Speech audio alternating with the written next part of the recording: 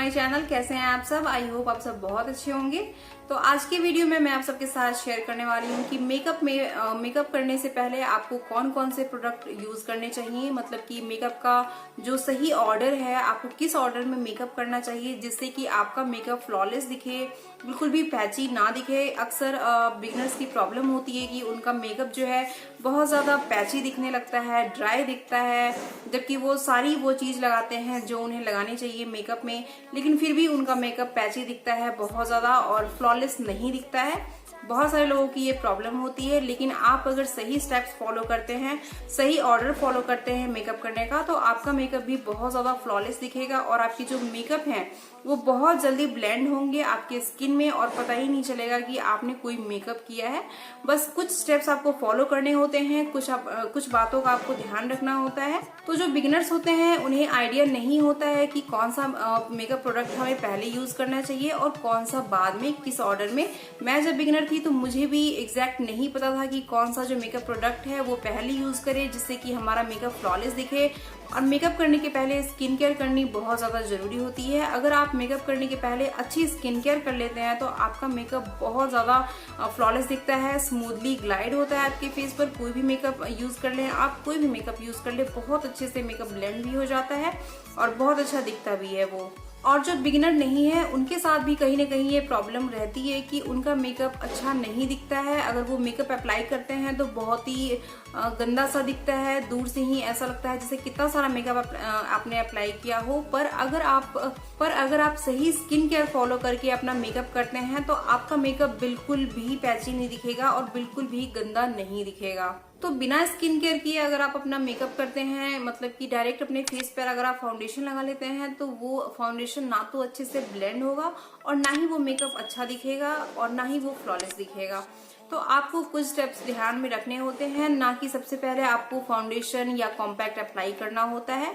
आप अपनी skin care अच्छे से कीजिए, उसके बाद ही कोई मेकअप प्रोडक्ट यूज कीजिए, तो वो मेकअप लॉन्ग लास्टिंग भी होता है, प्लस वो अच्छा भी दिखता है मेकअप।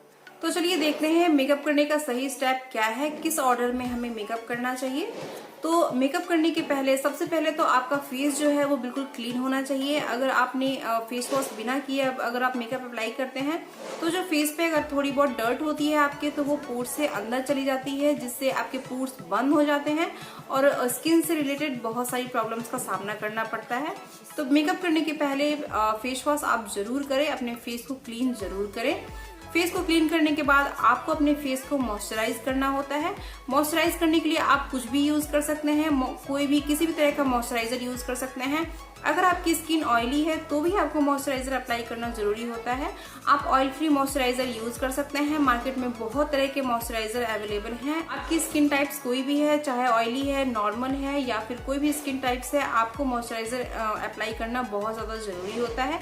आप या तो मॉइस्चराइजर अप्लाई कर सकते हैं या फिर कोई सीरम अप्लाई कर सकते हैं या फिर कोई फेशियल ऑयल भी अप्लाई कर सकते हैं। ये इन तीनों से ही आप अपने फेस को अच्छे से मॉइस्चराइज कर सकते हैं और आपका फेस एक जो आपका बेस होता है बहुत ही स्मूथ बन जाता है, जिसके ऊपर से अगर आप फाउंडेशन अप्लाई करते हैं तो वो इजीली ग्लाइड होता है आपके फेस पर।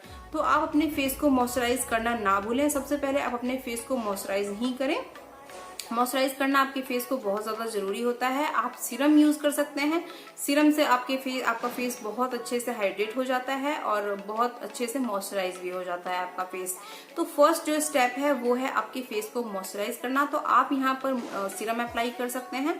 तो सीरम आपको 3 से 4 ड्रॉप लेना होता है, उससे ज्यादा नहीं लेना होता। आप या तो अपने डायरेक्ट ड्रॉपर से आप डाल सकते हैं या फिर अपने फिंगर टिप से ऐसे ऐसे आपको कर लेना होता है मॉइस्चराइज अपने फेस को। तो इस तरीके से आप अपने फेस को मॉइस्चराइज कर सकते हैं। उसके बाद देखते हैं कि हमें क्या अप्लाई करना चाहिए।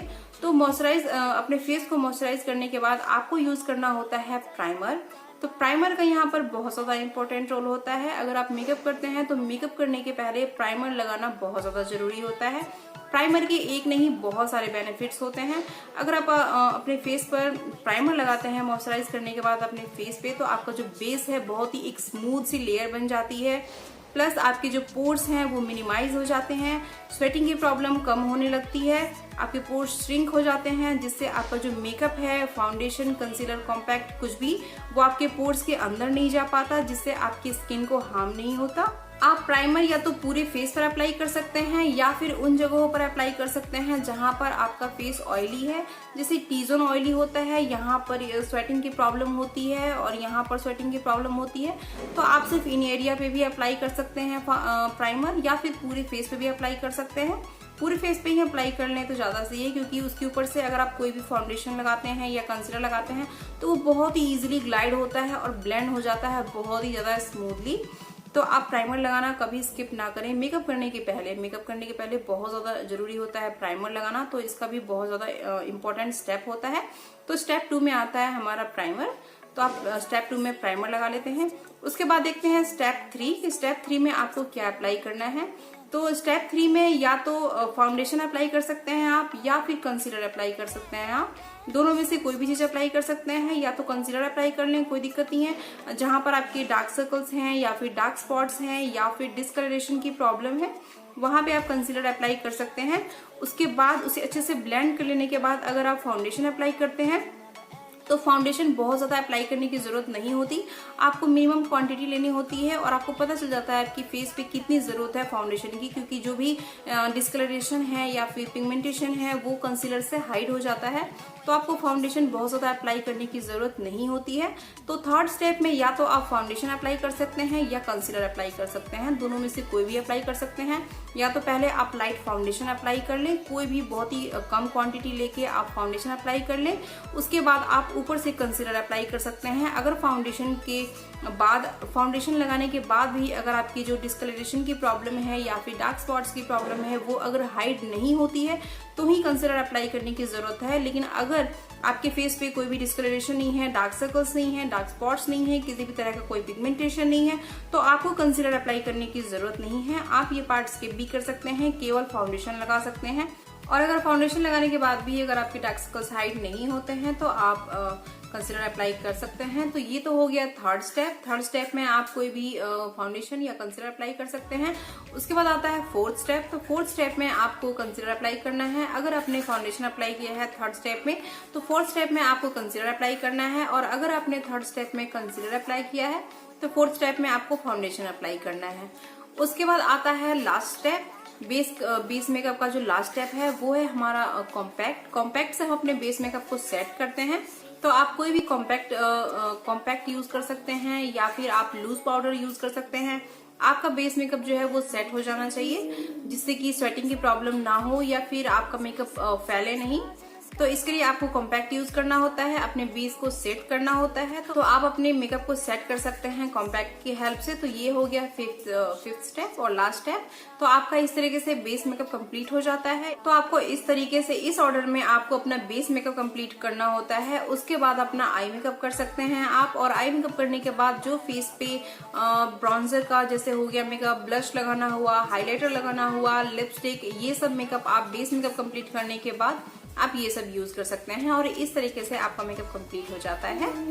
इसलिए कभी भी मेकअप करने के पहले आप अपनी स्किन केयर अच्छे से कर ले। स्किन केयर को आप फॉलो करें, जिससे आपका ना सिर्फ आपका मेकअप फ्लॉलेस दिखेगा बल्कि आपकी जो स्किन है वो पहले से बेटर होती जाएगी।